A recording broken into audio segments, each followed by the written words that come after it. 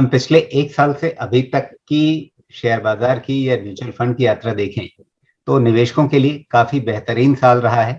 काफी अच्छा मुनाफा मिला है उन्हें, चाहे सीधे इक्विटी में हो या फिर म्यूचुअल फंड के रास्ते से। और इसके चलते यहाँ इस दिवाली से पहले जब हम यह बातचीत कर रहे हैं तो सारे ही इक्विटी निवेशक काफी खुश होंगे इस समय। लेकिन इस खुशी के साथ हमें यह भी सोचना है कि अब आगे की राह क्या है। आगे हमें किस तरह से अपने निवेश की रणनीति को ठीक ठाक करना है, कहीं कुछ अदल बदल उसमें करनी है तो वो कैसे किया जाए जिससे निवेशकों की, हमारी आपकी अगली दिवाली भी ऐसे ही जगमग रहे। तो इसे समझने के लिए आज हमने बुलाया है एक बेहद खास मेहमान को, हमारे साथ जुड़ रहे हैं केनरा रोबेको म्यूचुअल फंड के मोहित भाटिया। तो मोहित जी हमारे साथ इस समय जुड़ गए हैं मुंबई से। मोहित जी, स्वागत है आपका।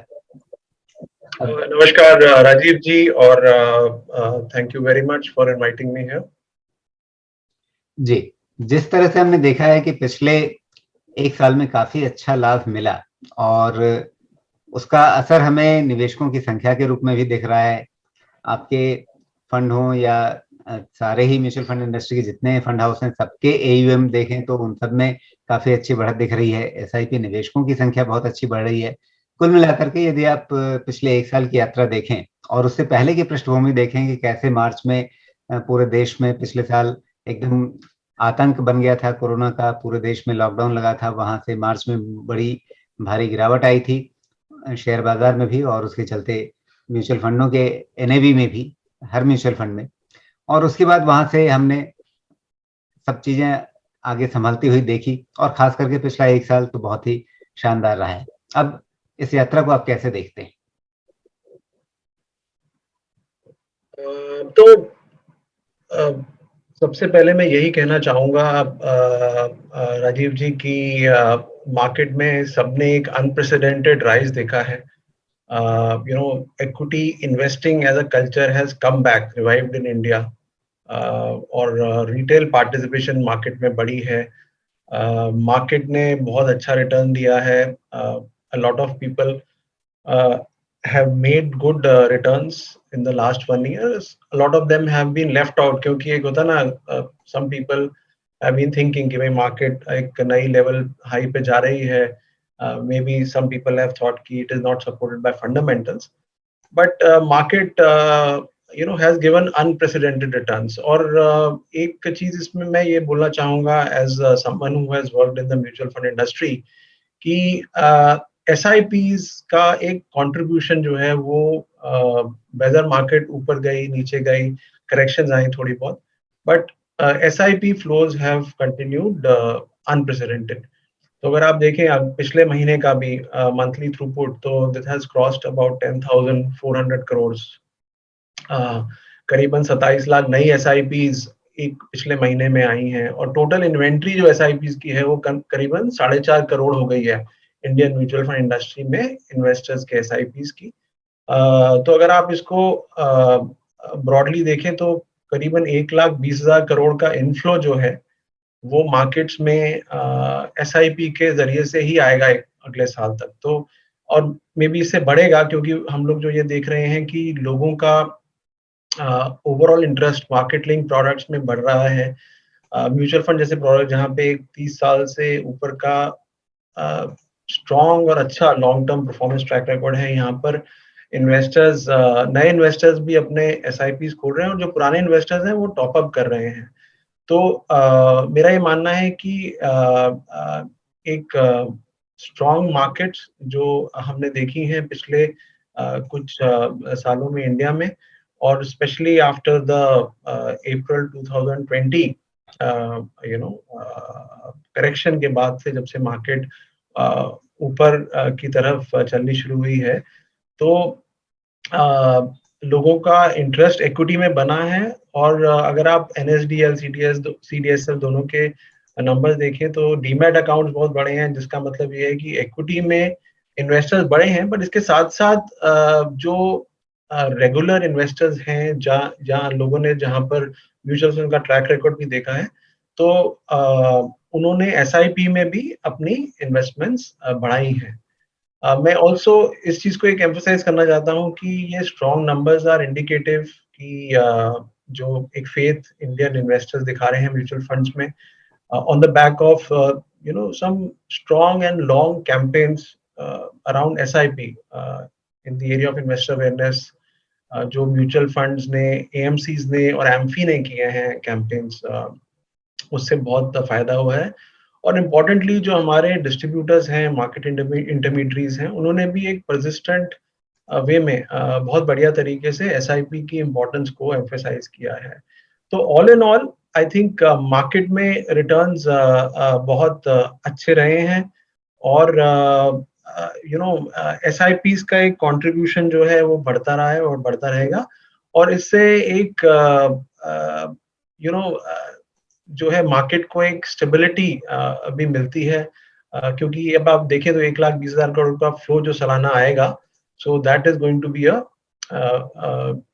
quite a big flow coming into the market along with other institutional investment flows या PF या foreign investors या domestic investors जो डाल रहे हैं। तो that is broadly I think what we have seen from an industry perspective, and given the strong fundamentals जो Indian economy ने डेमोन्स्ट्रेट किए हैं, कॉर्पोरेट अर्निंग्स अच्छी हो रही हैं, तो इनके चलते ऐसा लगता है कि आगे भी रिटर्न्स अच्छे रहेंगे। दो अगर आप देखें तो ओवरऑल मार्केट में इंडियन मार्केट्स का अगर आप ट्रैक रिकॉर्ड देखें तो लॉन्ग टर्म लास्ट 4 डेकेड्स को अगर मिला के देखें तो CAGR जो है 16% के करीब आया है इंडेक्स का, और म्यूचुअल फंड्स ने एक्चुअली इसको आउट परफॉर्म किया अच्छे म्यूचुअल फंड्स ने, तो जो अल्फा जनरेट किया म्यूचुअल फंड ने बेटर दिया है।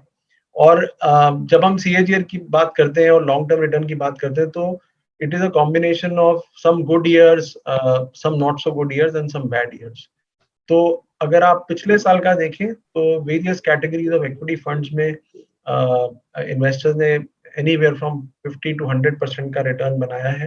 तो लाइक्लीहुड ये है कि अगर आप pure and simple reversion to the mean के थियरी में बिलीव करते हैं तो थोड़ा सा रिटर्न टैम्पर होंगे, बट वो एक हमें ये भी देखना है कि आगे का जो आउटलुक है for Indian economy, Indian corporates, वो कैसा है। तो वो हमें लगता है कि वो एक जो नंबर है कॉर्पोरेट अर्निंग्स का for the next year, say about 30% for financial year 22 on the Nifty and about 15% for the Nifty for financial year 23 are numbers which seem to be on track. So the corporate earnings seem to be on track for these EPS numbers for the Nifty 50 companies. और इसके चलते as long as earnings keep on coming तो market में return ये चीज को reflect करेगा।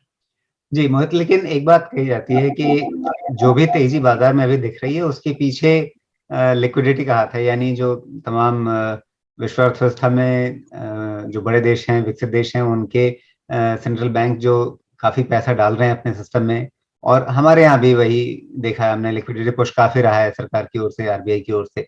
तो इसका एक नतीजा हमें दिख रहा है शेयर बाजार की तेजी में, और चूंकि शेयर बाजार लगातार तेज हो रहा है इसलिए खुदरा निवेशक आकर्षित हो रहे हैं, काफी बड़ी संख्या में आ रहे हैं, लगातार आपकी SIP की इनफ्लो बढ़ रही है, बाकी भी लमसम इन्वेस्टमेंट जो तमाम इक्विटी फंड्स में है वो भी बढ़ रहा है। तो ये एक चेन रिएक्शन है, जैसे लिक्विडिटी नई आनी बंद हो जाएगी तो शायद ये चेन रिएक्शन पूरा टूट जाएगा। क्या उस स्थिति के बारे में आप सोचते हैं कि वैसी स्थिति आ सकती है, या आपको लगता है कि यदि वो लिक्विडिटी की चेन टूटती भी है तो तब तक ग्रोथ की चेन शुरू हो जाएगी?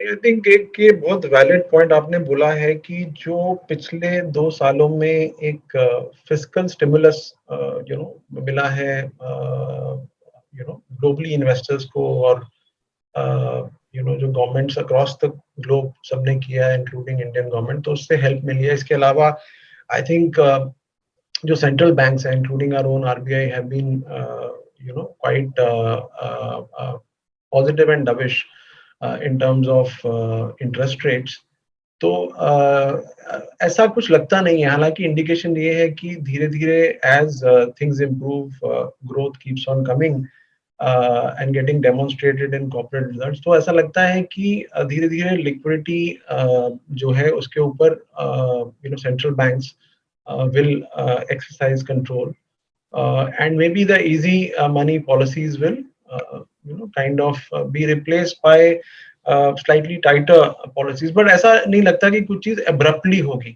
तो जो भी liquidity booster central banks ने किए हैं across the world, including in India, ऐसा नहीं लगता कि कोई abrupt plugging होगी in policies की। Of course all central banks will set a timeline, and I think आज की डेट में सब सेंट्रल बैंक्स हैं, they are very concerned with, while inflation is one of the mandates जो सब central banks देखते हैं, बट उसके अलावा आई थिंक ग्लोबली ग्रोथ को एक पुश देना हैज बिकम एक्सट्रीमली इम्पोर्टेंट, और that is also the science that we see in India. तो इन्फ्लेशन जैसे इंडिया में seems to be rising, but ऐसा कुछ रनअवे इन्फ्लेशनरी प्रेशर नहीं लगता इंडिया में। We will have to be watchful of energy prices, and they should not kind of really go haywire, but ऐसा कुछ अभी लगता नहीं है। इसके अलावा अगर आप देखें इकोनॉमिक एक्टिविटी में भी टैक्स कलेक्शंस अच्छी हो रही हैं, कंज्यूमर और ट्रैवल ट्रेंड्स अगर आप देखें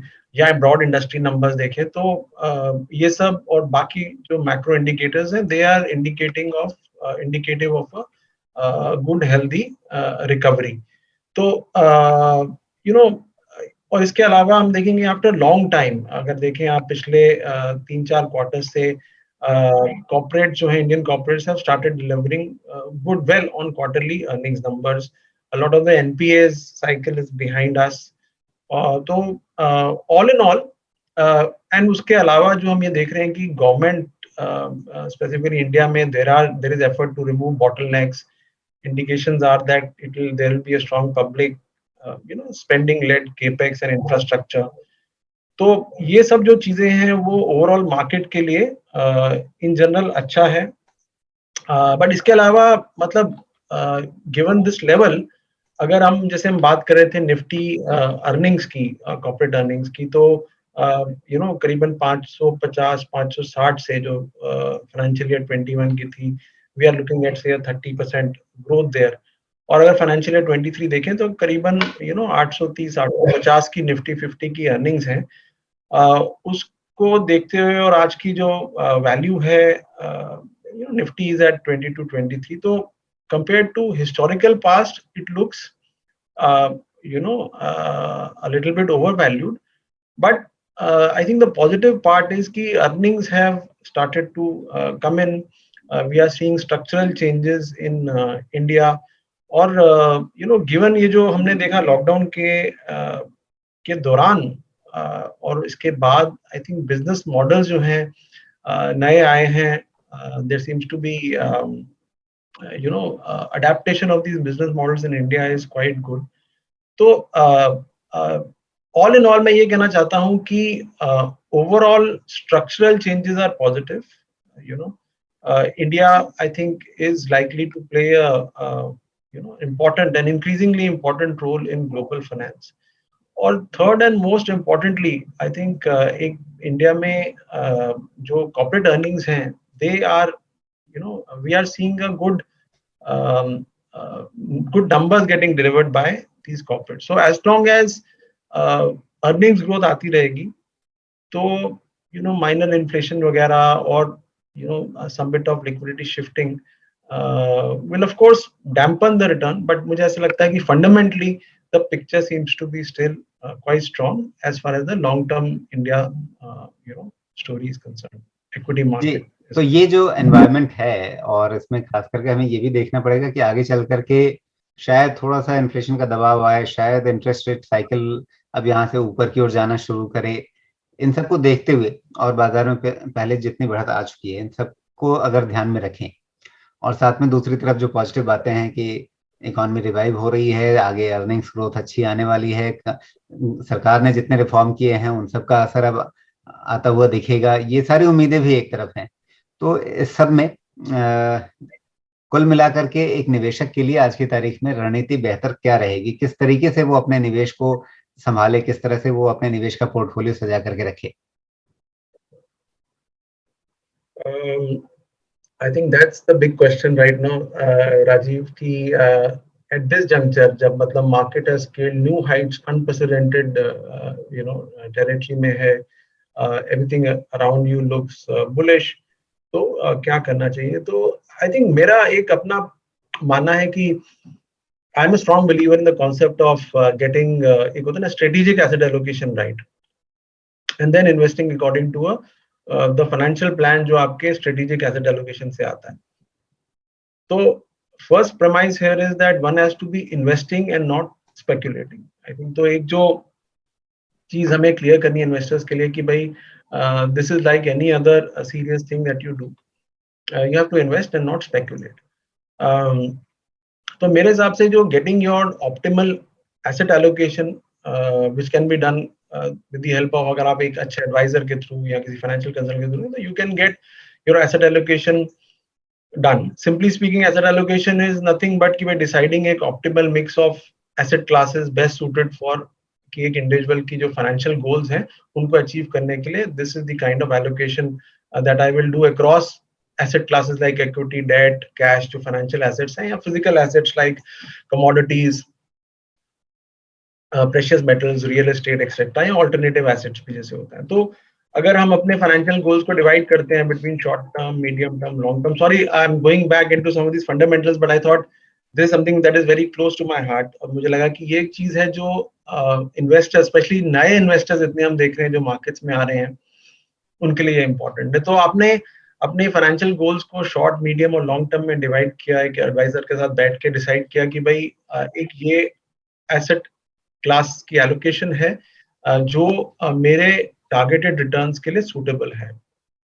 तो अगर मैं ये करता हूं तो मुझे रेगुलरली और पीरियोडिकली जो है इसी इन्वेस्टमेंट प्लान या स्ट्रेटेजिक एसेट एलोकेशन के हिसाब से एलोकेट करना चाहिए. और सम ऑफ द थिंग्स मुझे लगता है जो इन्वेस्टर को दिमाग में रखनी चाहिए हमेशा, मतलब these are fundamental truths, but I think while एक होता है ना individual allocation will vary from investor to investor, but some of these fundamental truths जो हैं दे वी हैव सीन, मतलब कि they have stood the test of time, is things like start investing early and let your money spend time in the markets rather than timing the market. एक होता है invest regularly, periodically regularly आप invest करते रहिए. और एक important चीज है कि जो लॉन्ग टर्म इन्फ्लेशन रेट्स हैं उनको हमें दिमाग में रखना है जब हम फाइनेंशियल प्रोडक्ट्स या मार्केट लिंक प्रोडक्ट्स में इन्वेस्ट कर रहे हैं, कि invest to at least beat the long term inflation rates. And finally मैं ये भी कहना चाहूंगा कि we have to be open to new ideas, investment products, tactical allocation, but at the same time जो हमारी स्ट्रेटेजिक एसेट एलोकेशन है जो हमने डिसाइड किया था उससे हमें फोकस जो है वो लूज नहीं करना, क्योंकि ये जो हमने जी बिल्कुल वहीं पर मोहित ये सवाल है कि बैलेंस किस तरह से करना है. तो देखिए, तो I was saying these points कि आपने स्ट्रेटेजिक एसेट एलोकेशन की, but you are open to new ideas, नए इन्वेस्टमेंट प्रोडक्ट्स जो मार्केट में आते हैं, कुछ टैक्टिकली एलोकेशन जो चेंज करनी है. तो आई थिंक अगर आप देखें, सपोज थ्योरेटिकल लेते हैं, हमारी एलोकेशन 70-30 थी इक्विटी डेट में पिछले साल 1-1.5 साल में, तो हमने देखा कि ये 80-20 हो गई इन द लास्ट 1 ईयर, क्योंकि market has like I said portfolios में 50 to 100% रिटर्न आया है अगर आपके जो इक्विटी साइड का पोर्टफोलियो है. तो अगर आप देखेंगे उसको तो वो जो 70-30 इक्विटी डेट का पोर्टफोलियो था वो अभी 80-20 का आपको दिख रहा होगा. तो जैसे मैंने बोला कि I am a big believer in strategic asset allocation, तो मुझे लगता है कि इसको रीबैलेंस करने की जरूरत भी है फ्रॉम टाइम टू टाइम, से 6 months 1 year जब आप अपना पोर्टफोलियो रिव्यू करते हैं, तो वी नीड टू लुक कि भाई कौन सा जो इम्बैलेंस है इसको हम करेक्ट करें. बट जो करेक्ट करना है उसका मतलब ये नहीं है कि we have to be in cash, right. तो व्हाट वी बिलीव इज, अभी अगर आप मेरे से पूछे तो ये जो 80-20 का एलोकेशन आपका बन गया है इंस्टेड ऑफ 70-30, तो आप इसको मतलब मे बी 75% इक्विटी में रखिए.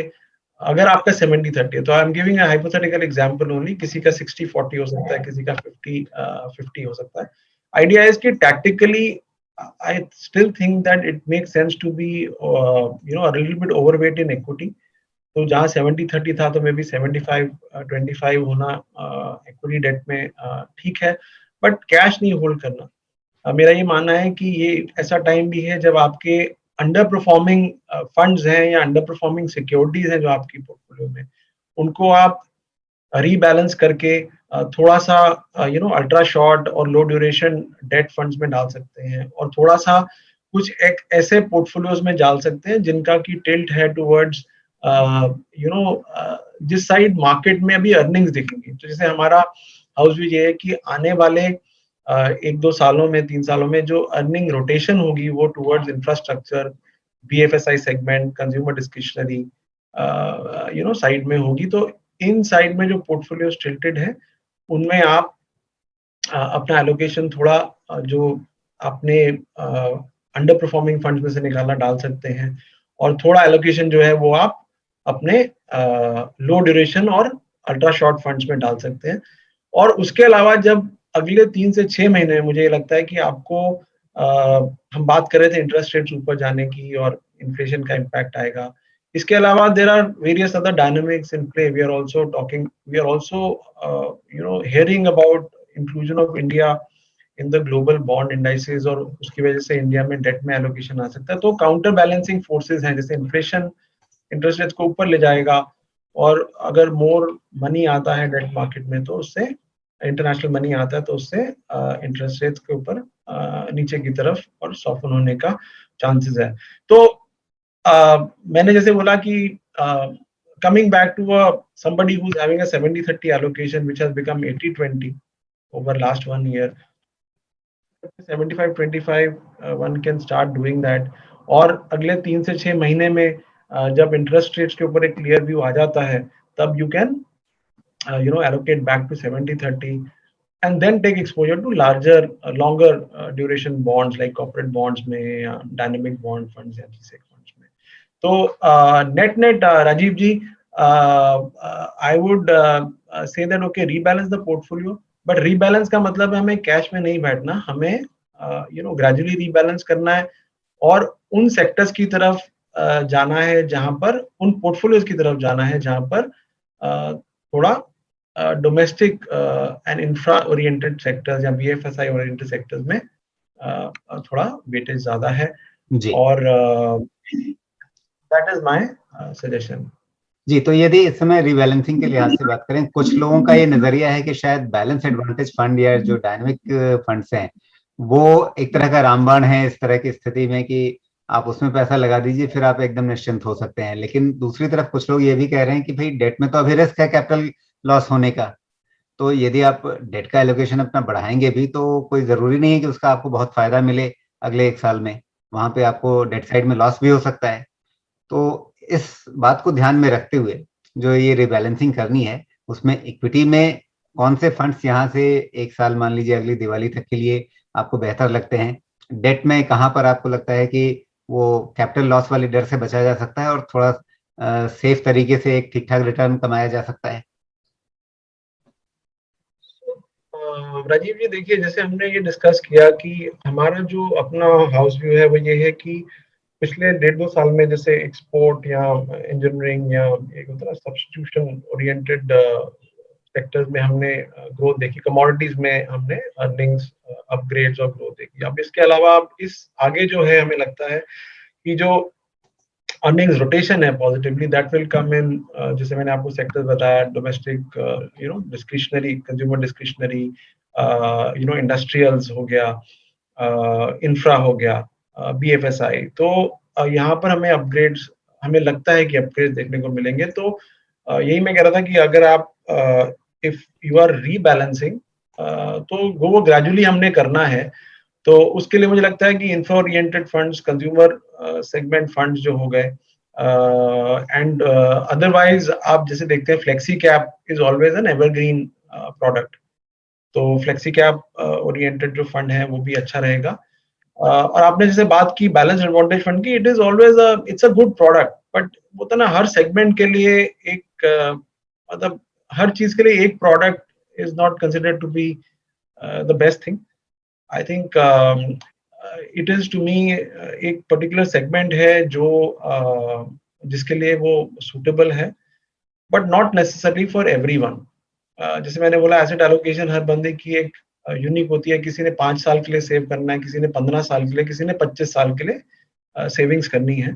So depending on that, so for example अगर आपने 25 साल के लिए, 20 साल के लिए, 15 साल के लिए सेविंग करनी है, तो may be an aggressive equity hybrid could be a better choice compared to the balance advantage fund. But अगर यही आपने अपनी आपने रियली एक बहुत अच्छे गेन्स कर लिए हैं and you want to kind of work on preservation plus some returns from the equity markets, then the balance advantage again, yeah, conservative hybrid is a good choice. So depending upon individual investment horizon, risk profile, उसके हिसाब से मेरे हिसाब से fund choose करना would be a better choice. जी, जो मेरे सवाल का एक हिस्सा था कि डेट साइड में कहां पर आप कैपिटल लॉस के डर से बच सकते हैं और सुरक्षित रहते हुए अपना एक ठीक ठाक रिटर्न हासिल कर सकते हैं। तो ये मैंने जैसे पहले भी इस पॉइंट पे टच किया था कि डेट में ना दो चीजें जो इम्पोर्टेंट हमें लग रही हैं अभी वो इस टाइम ये है कि obviously there is inflationary pressure that is being seen, specially energy prices में ये दिख रहा है, और that gets translated into various parts of the economy.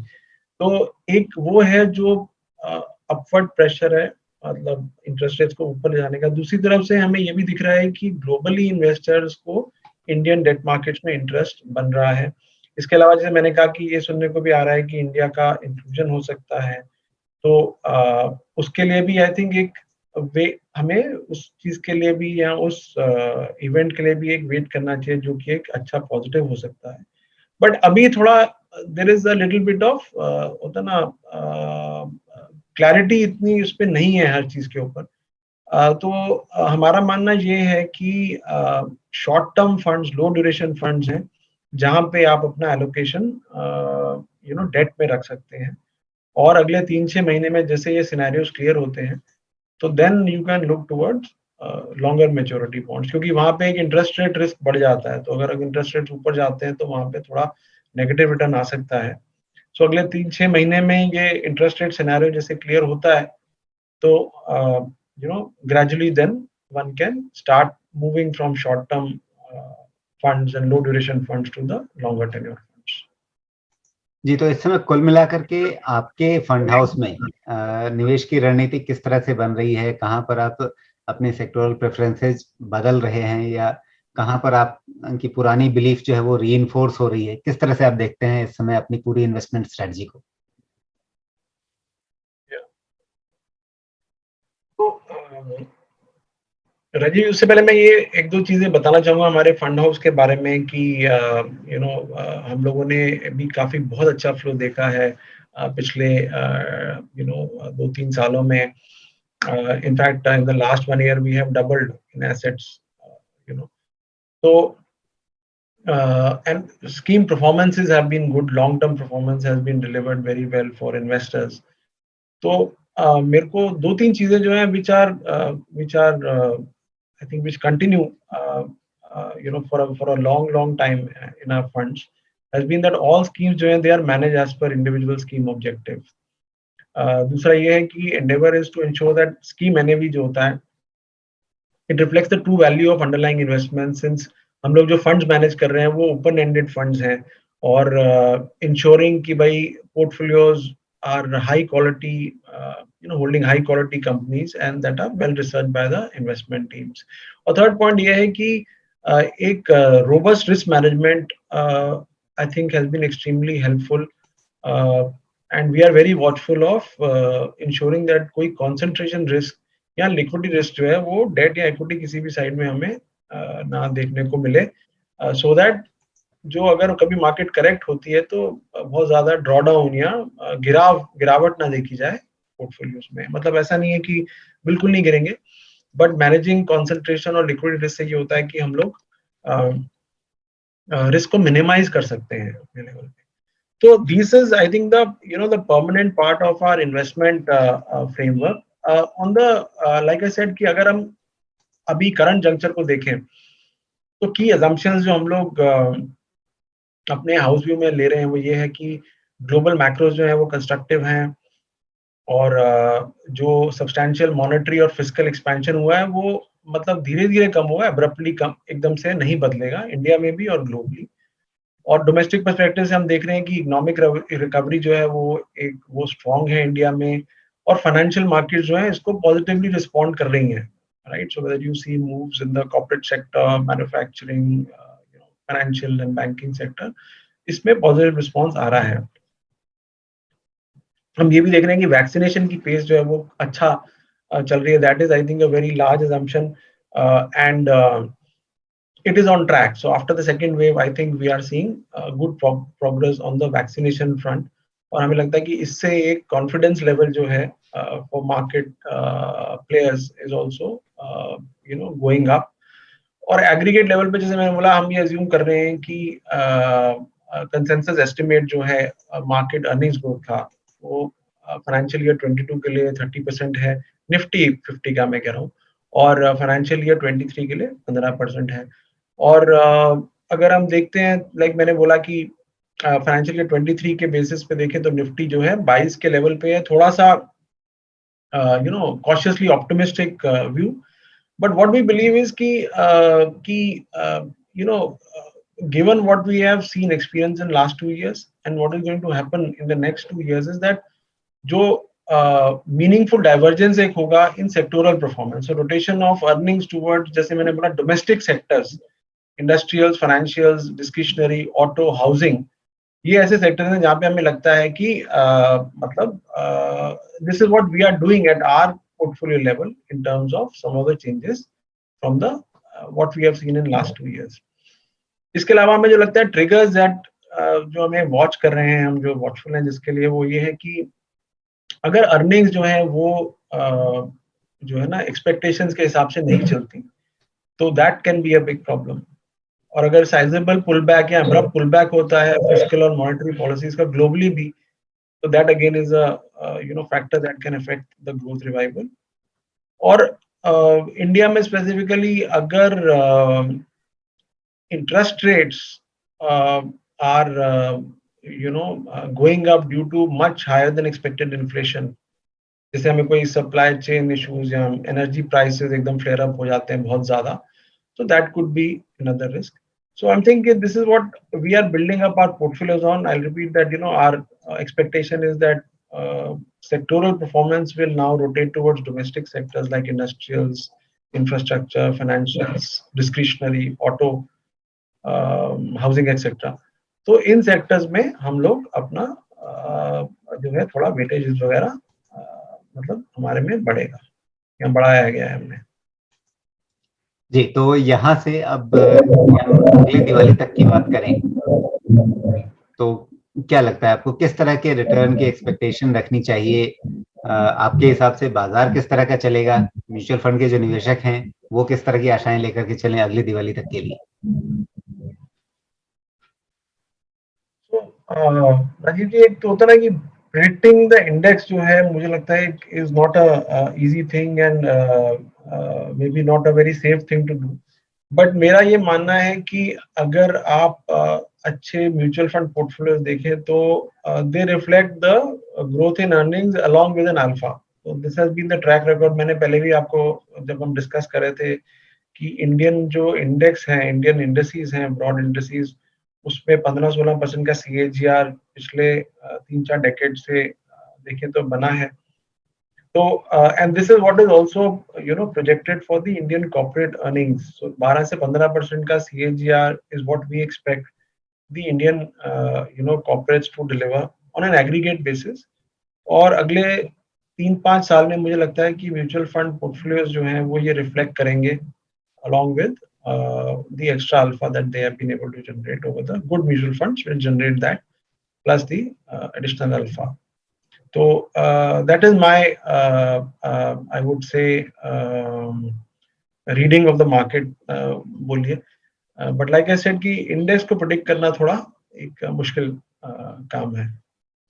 जी, लेकिन जिस बात से मैंने शुरुआत की थी इस चर्चा की, शायद वो कभी न कभी आपकी अपने अंदर की बैठकों में भी जरूर उठती होगी कि यदि ये जो लिक्विडिटी वाला सारा प्रवाह जो है, पूरा फ्लो जो है वो रुकता है, या बाजार में कभी किसी और बहाने से, बाजार को तो बहाने की जरूरत होती है जब उसे गिरना होता है, तो किसी बहाने से अगर ये 10-15% गिर गया तो एकदम जो नए निवेशक आए हैं जिन्होंने कभी गिरावट देखी नहीं है, एकदम से डरेंगे, और डरेंगे तो भगदड़ मचेगी। तो उस भगदड़ को कैसे, मतलब उस स्थिति से निपटने के लिए पहले से कैसे तैयार रखें, या अपनी रणनीति किस तरह से बना के रखें, अपनी मैसेजिंग क्या करके रखें, इसके बारे में कभी ना कभी आप खुद भी सोचते होंगे या आपके अंदर भी चर्चाएं होती होंगी। सो देखिए, जैसे मैंने आपको बताया कि हमारे यहाँ जैसे 20 प्रोडक्ट्स हैं डिफरेंट म्यूचुअल फंड स्कीम, सब में एक स्कीम ऑब्जेक्टिव या मैंडेट है जो हमें इन्वेस्टर्स ने दिया है, तो हमें उसी को मैनेज करना है। तो ब्रॉडली अगर लार्ज कैप फंड है, इक्विटी फंड है, तो इक्विटी में रहना है। कैश में रहना जो होता है that again has its own risk of opportunity risk कि अगर you are then caught under performing the index. That said, मैंने आपको जैसे बताया कि निफ्टी अगर वैल्यूएशन देखें, सेंसेक्स वैल्यूएशन देखें, तो compare to the past they are relatively high, तो थोड़ा सा कॉशियस रहना बनता है। But I like one thing कि अगर आपने इक्विटी मार्केट में होना है तो you have to be optimistic by nature, right. तो अगर आपने अपनी इन्वेस्टमेंट जो है एसेट एलोकेशन के हिसाब से की है, अगर आपकी इन्वेस्टमेंट्स लॉन्ग टर्म है, और अगर आप टाइम टू टाइम रिव्यू और रीबैलेंसिंग करते रहते हैं, ये हमने अभी पहले भी इस पे डिस्कस किया कि अपनी स्ट्रेटेजिक एसेट एलोकेशन आपका सेंट्रल पिलर है इन्वेस्टमेंट्स का, और हमें अपने मतलब आंख और कान और सब मतलब खुला रखना है कि भाई there are new ideas coming in and we can not say no to them. But ये है कि मेरी टैक्टिकल एलोकेशन का भी एक मैंने बैंड बनाया हुआ है कि अगर इतना टैक्टिकल एलोकेशन हो गई and if returns are outsized in one particular segment, one particular fund, and similarly agar one particular sector, one particular fund is underperforming for a long time, so it is time to rebalance that. तो net net में आपको यही कहना चाहूंगा कि strategic asset allocation एक central pillar होना चाहिए हर इन्वेस्टर के इन्वेस्टमेंट का। उसमें एक बैंड रखिए टैक्टिकल एलोकेशन का, और इसके अलावा be long term oriented, okay.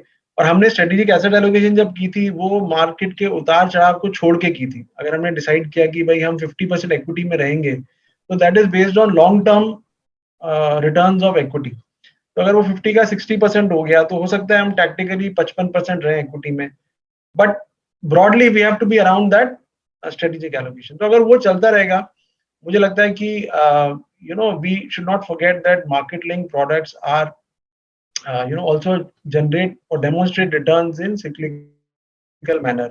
और अगर आपके पास 4 डेकेड्स का ट्रैक रिकॉर्ड है हमारे पास कि भाई हमारे पास 40% सॉरी 16 17 15 16% एनुअलाइज रिटर्न आया है, तो इसका मतलब ये कि कुछ साल अच्छी परफॉर्मेंस रहेगी, कुछ साल मध्यम परफॉर्मेंस रहेगी, मीडियम, एंड कुछ साल बैड परफॉर्मेंस भी रहेगी। तो that people have to be prepared for. I also finally want to add this one point कि हम लोग जैसे बात कर रहे हैं नए इन्वेस्टर्स की, yes I think it is one thing that they have only seen a winning streak, right। तो एक झटका मार्केट में होता है क्योंकि ये मैंने जैसे बोला साइक्लिकल एसेट क्लास है, होता है। But that said I think एक number of categories of investors और number of investors in equity markets in India have increased. जैसे FIs, डोमेस्टिक इन्वेस्टर्स हो गए, इंस्टीट्यूशनल इन्वेस्टर्स हो गए, रिटेल इन्वेस्टर्स हो गए, अभी देखते हैं हम इंश्योरेंस कंपनीज हैं। उसके अलावा SIP itself is a standalone pillar. तो जैसे जैसे ये मतलब एक इक्विटी कल्चर बढ़ रहा है, एंड इट्स अ मार्केट कि किसी को एक टाइम पे मार्केट अच्छा लगता है, किसी को खराब लगता है, और कोई स्टॉक किसी को महंगा लगता है, किसी को फिर भी इंट्रिंसिक वैल्यू से कम पे दिखता है। तो I think it's a culture जहां पर number of people entering the market is overall a healthy sign. But yes, I agree with you that people have to be careful about the fact that market में ups and downs रहेंगे। But as long as, like I said, finally leaving this thought कि अगर आप अपनी strategic asset allocation के around रहते हैं, monitor करते हैं, रिव्यू करते हैं, तो एंड लॉन्ग टर्म फोकस रखते हैं, तो there are good chances you will create long term wealth in the Indian equity markets. जी बिल्कुल, अंततः मकसद वही है, उद्देश्य वही है कि लंबी अवधि में लोग अच्छा मुनाफा कमाएं, अच्छी संपदा बनाएं और अपने लिए समृद्धि का रास्ता खोलें। और इसके लिए जैसे इस दिवाली हम देख रहे हैं निवेशकों का मन बड़ा खुश होगा, वैसे ही आशा करते हैं कि अगली दिवाली भी उनके लिए अच्छी रहे, उससे अगली दिवाली भी अच्छी रहे और एक अच्छी लंबी यात्रा चलती रहे जिसमें वो संपदा सृजन करते रहें। बहरहाल बहुत धन्यवाद मोहित, आपने समय निकाला, बातचीत की और अपने फंड हाउस का नजरिया भी सामने रखा, निवेशकों के लिए भी बहुत काम की बातें बताई। धन्यवाद आपका। Thank you, Rajiv ji. Wishing you and all the viewers a very happy Diwali. Thank you. जी, आपको भी बहुत शुभकामनाएं।